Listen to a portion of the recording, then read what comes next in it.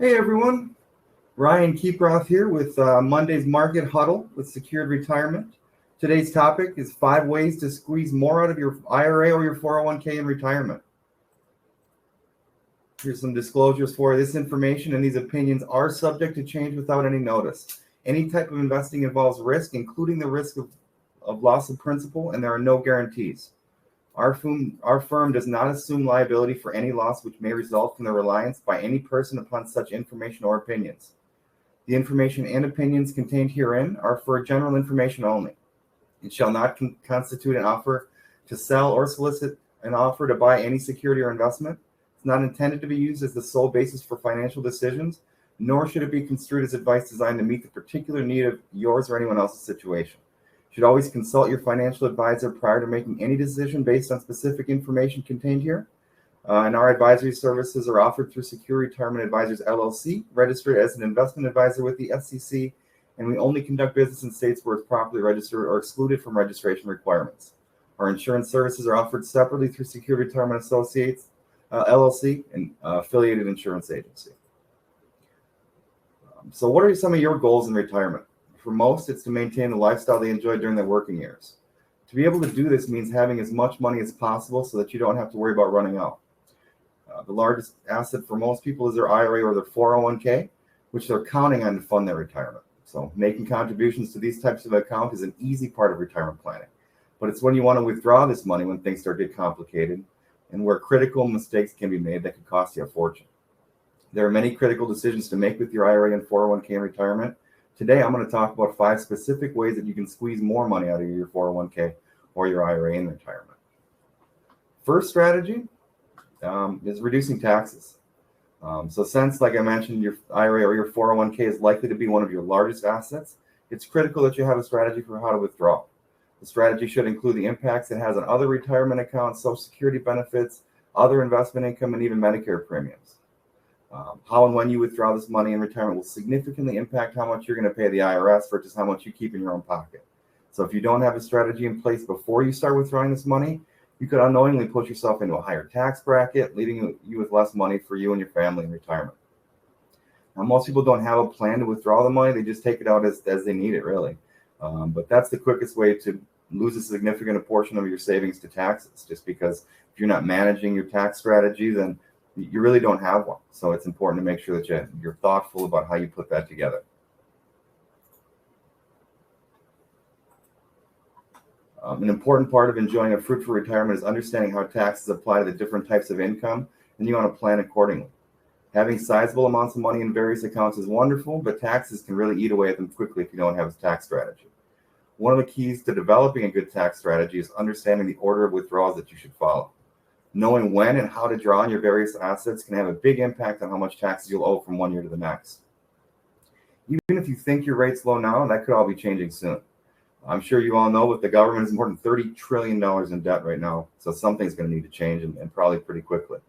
If you look at federal tax rates throughout history, taxes are still incredibly low today. I think a lot of people don't realize that. As recently as the 1970s, the federal minimum tax rate was at 70%. So that top rate at 37% you're seeing today, it's got a lot of room to potentially go up. We don't know it's going to go up, but we don't know that it's not either. Tax codes are written in pencil, so important to manage the tax strategy based on what we know today. But what's the answer to saving money in taxes? We want to create a plan that's going to start well before you retire, considering how the withdrawal strategy is going to impact your Social Security benefits, your Medicare premiums, as well as your other investment income. The more you plan ahead, the more money that you can keep in your own pocket. Now, at age 72, unfortunately, the IRS knocks on your door and asks you to pay taxes on all of your deferred tax accounts. You've gone perhaps years without paying taxes on these accounts, perhaps even decades. And since we're $30 trillion in debt, they're going to come and get theirs. If you have an IRA or 401k, you better be prepared for the RMDs. There's a portion that you have to withdraw every year. It goes up year after year. The calculations made are complicated in terms of figuring out how much you're going to have to withdraw every year. It's based on your birthday, your life expectancy, your account balance from the previous years, as well as a few other variables as well. If you miss a withdrawal, don't take the full amount, you'll be hit with the highest penalty that the IRS imposes, which is a 50% fine on the amount taken, or the amount not taken, I should say, plus any income tax that you owe as well.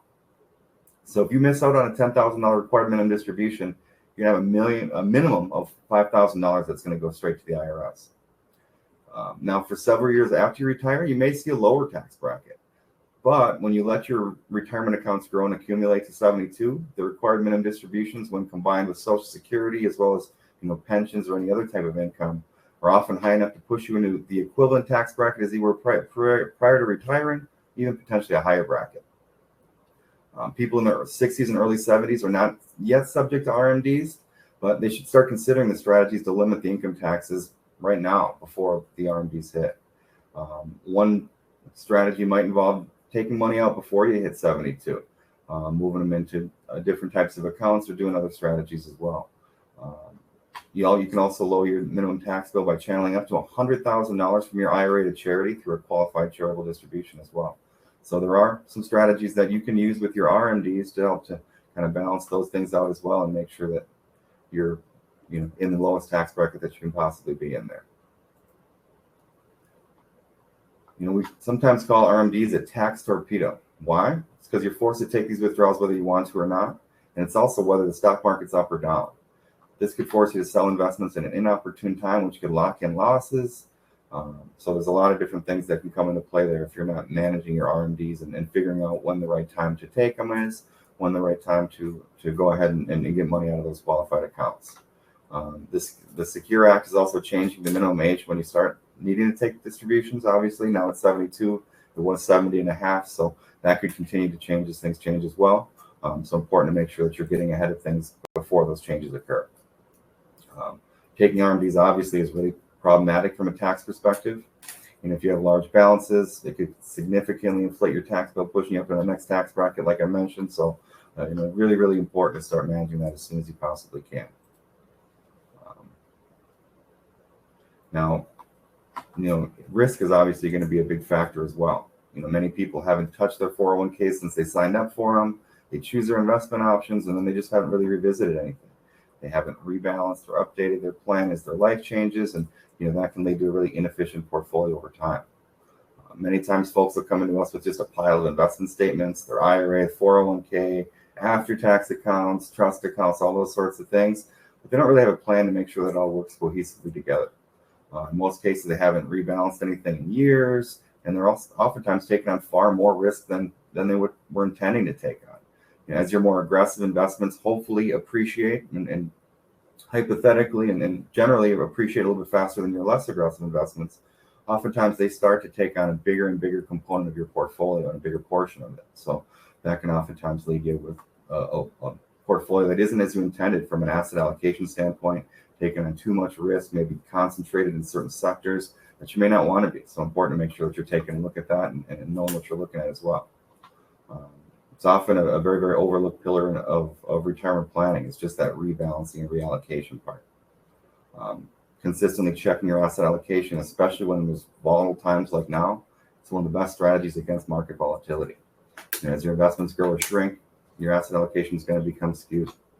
So you should really be checking your portfolio once a year, maybe even every 6 months, just to make sure you're not too heavily skewed. When there's increased volatility or a major market event takes place, you want to check in maybe a little bit more frequently than that. A properly diversified portfolio is more than just a simple mix of stocks, bonds, and mutual funds.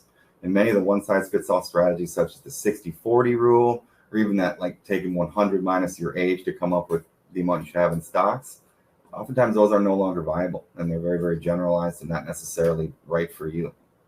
That's why it's important to meet with a professional and make sure that you're evaluating how much risk you should be taking on, how much risk you're comfortable taking on, and really what that might mean for your future and your portfolio. Now, we don't know where the markets are going in any given year, but historically, markets have given us a positive return 3 out of every 4 years. The problem is there's no definitive way to know which years are going to be positive and which years are going to end up like this year's shaping up to be. Now, that's exactly why it's really, really important to have a plan for your income as well as a plan to fight inflation. When you're investing, when the Federal Reserve is raising interest rates, it can be frustrating, especially for both stock and bond market investors, because oftentimes both those markets will respond negatively to that sort of thing. Now, investors that have their portfolios that align well with their goals, oftentimes they don't need to take any action. They're well positioned. I would say investors probably have had it too easy for decades, but now we're in the midst of some of the worst market volatility that we've seen in a long time, and it's costing people a lot of money. The U.S. stock market rout has put equities in a bear market. Isn't just reducing the net worth of Elon Musk, Jeff Bezos, those folks. It's also reducing our net worth as well, you and I for sure. It's also wiping out trillions of dollars of value in the stock market. I think about $3 trillion has been erased from U.S. stock market accounts since the start of this year. And the closer you're to retirement, the harder it is to recover from any major financial setbacks. You might not have time to let your assets grow, but as long as you understand your risk tolerance, your portfolio should be able to weather any storm on Wall Street. Now, given the volatility in stock markets this year, oftentimes a Roth conversion makes sense, especially if your account values drop significantly. It could be a great time to take advantage of a Roth conversion. The more money you have saved up, obviously, in those tax-deferred accounts, those 401ks, and those IRAs, the higher your tax bill is going to be. But you haven't paid a dime in taxes yet on those accounts. The IRS is a silent partner, and unfortunately, he's going to come asking for his cut. When you're 72, and potentially even earlier than that, if you're using strategies, it makes sense to prepay some of those taxes and get him kind of out of your account and make sure that you're the sole owner as soon as you can. Because with the Roth account, you're going to pay taxes up front. Then your withdrawals are going to be tax-free. You won't have to take required minimum distributions. So it may be a good time to do a Roth conversion. Like I say, just with equity markets a little bit down on the year, down between 19 and 20%. It looks like for the S&P 500. Oftentimes if you can convert that smaller amount now and then let it grow back in that Roth account, it can really help you to kind of supercharge your Roth IRA account. Not to mention the fact that we don't know where tax rates are going to go from here. If you're asking me, I personally think they're probably going to go up just because, like I mentioned, we're in such a significant amount of debt at the federal level. And so if taxes are going to go up, obviously it makes sense to try to prepay some of those taxes early before those rates do change. Now, hey, you've worked hard, you made sacrifices for your retirement goals. Let's be sure to leave a legacy behind and not leave a mess to your family and the people that you care about. It's going to be important to regularly review your estate plan. It should really be a top priority for you. It's best to ensure that your beneficiaries receive their benefits as seamlessly as possible. You don't want to have a mess. You don't want to have people trying to figure out what you intended to do with your accounts, how you intended to pass things down to certain people. You really want to make sure that you're clear and concise about your wishes so that when you pass away, that's one less headache that they're going to have. You also want to be sure that you're up to date on recent changes to the estate laws. Heirs used to be able to draw down on their retirement accounts for the course of their lifetime, but now with the Secure Act, you have to empty those accounts within 10 years. It's going to have a dramatic effect on the taxes that your heirs are going to have to pay. Many Americans are inheriting accounts that they're going to inherit during their working life, oftentimes during their higher income earning years. And obviously the impact of having to take money out of that at a higher tax rate when you're earning a good amount of money, that can really dwindle what you hope to be a significant legacy and significant amount of money for your heirs or the people that are important to you. It can obviously inflict high taxes upon adult children, especially if they're high income earners. So some financial planners are even advising parents to keep their children's income and tax status in mind when naming beneficiaries on their IRAs, rather than chopping an IRA or 401k into equal parts. Some planners are suggesting that parents consider treating high income children different from their lower income siblings, just to provide more of an equal inheritance on an after-tax basis, since they do have to take money out of those qualified accounts. Now, from an estate planning perspective, things did change recently. Many tax professionals originally interpreted the 10-year rule to mean that the heirs could wait until the 10th year before taking anything out of those inherited accounts. But in May of 2021, there was a revision to the guide on IRA distributions. Now, heirs are required to take annual withdrawals in cases where the original owner died on or after his required minimum distribution date. So on or after he turned 70 and a half, 72, whatever his required minimum distribution date was. Now, those annual distributions are based on a formula that takes into account the IRA balance and the age of the recipients. So it also applies to 401ks, but with those plans, employers probably already set even more restrictive payout rules. That's just kind of how those 401k accounts are. Is oftentimes they're a little bit more restrictive on how you take money out and how some of those things work. That advice more geared towards IRA accounts than it is 401ks. Now, with Roth accounts, you're free to pass the income tax free to your heirs unless your estate exceeds the 12.06 million lifetime estate exemption. And until recently, they had the ability, your heirs did, to take the money out over the rest of their lives. But now they must, again, empty those accounts in 10 years. But it's still a great way of transferring wealth. Now, a major problem with naming your estate as a beneficiary, the states can't use the 10-year rule. They're required to distribute the funds out under a 5-year rule. It can have several unwanted consequences, including higher taxes. Obviously, the shorter the timeline, the more you have to take out each year. So it could bump you into a higher tax bracket, force you to take, have to pay more for Medicare and other things as well as continue to tax your Social Security a little bit more, depending on how all that works.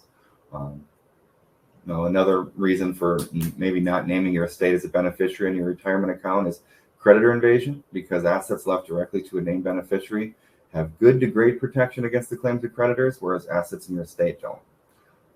It also could cause higher estate administration costs. Probate fees, legal fees can also increase when your estate is named the beneficiary of those accounts.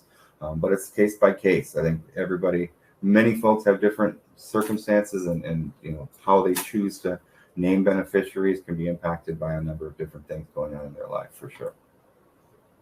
So today I've presented 5 strategies just to help you squeeze a little bit more out of that IRA, that 401k. It could save you thousands, if not hundreds of thousands of dollars in retirement if you do this correctly. If you'd like to find out how much we can save you, please contact us. We'd love to put together our complimentary Tax Smart scorecard, as well as the retirement tax savings analysis. I've got some great upcoming events coming up. Next week, Lunch and Learn is going to feature guest speakers from our partners at First Trust Portfolios. They're going to be discussing target outcome investments, which are designed to provide investors with a solution to target investment objectives, such as limiting downside losses. They provide some potential for growth, as well as income within a specific time period. So join us to learn more about how these investments can provide protection for your portfolio. Call our office to register for this live in-person event, but it'll also be live streamed. But there's not going to be a replay on that. After that, we've got our Market Huddle on the 3rd. We're going to be focusing on long-term care. And then on the 10th, it's going to be a great Medicare session with our partners from Chapter. They're going to provide an overview of the services that they provide, as well as answer Medicare questions. So the links to sign up for our weekly Market Huddles can be found in the weekly email that you all should receive. Now, last but certainly not least is our Tax Smart Retirement Summit. It's being held at 7 p.m. on Thursday, October 13th, and features Becky Ruby Swansburg. She brings her expertise on tax policy and extensive communication knowledge, and she shares her thoughts on protecting your financial plan from increasing legislative changes and securing your retirement. So definitely make sure that you catch that. Again, we're here for you. Please give us a call if you have any questions. Certainly feel free to send some things in the chat room if you have any questions for me. I'll make sure to stick around for another minute or so just in case anything comes through on the chat, any questions that you have that I might be able to answer. But certainly appreciate all of you joining us for the meeting here today. And if you don't have any other questions, have a great rest of your day, and go Vikings tonight for sure.